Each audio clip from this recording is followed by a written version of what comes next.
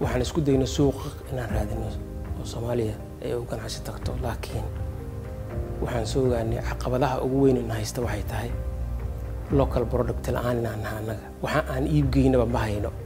waxaan iib geyno waan haynaa haddii dhinac loo fiiriyo kalluunka iyo xoolaha nool iyo hilibka sidoo kale oo dhoofin karnay laakiin haddana taya dhowr la'aan ay ahayd macnaha maan haysanin taya dhowr la isku halayn kara muusan jirin local productna ma lihin marka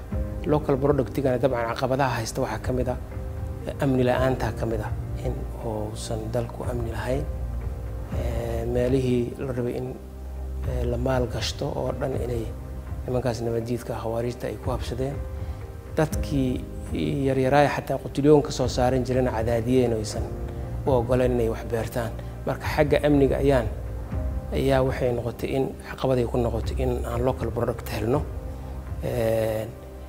wixii intii yareedoon haysanayna waxay u dhaqaaqi weysay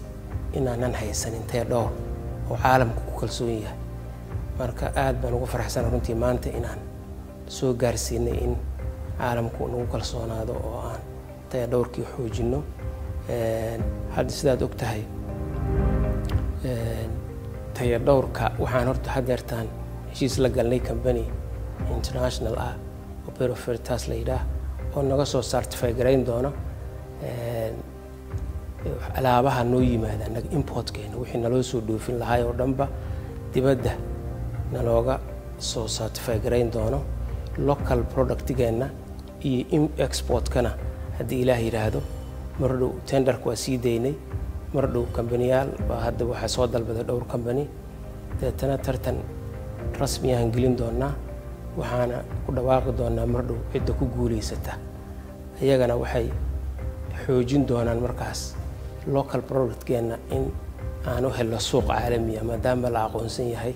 certificationkooda la aqoonsan yahay in xoolaheennii iyo hilibkii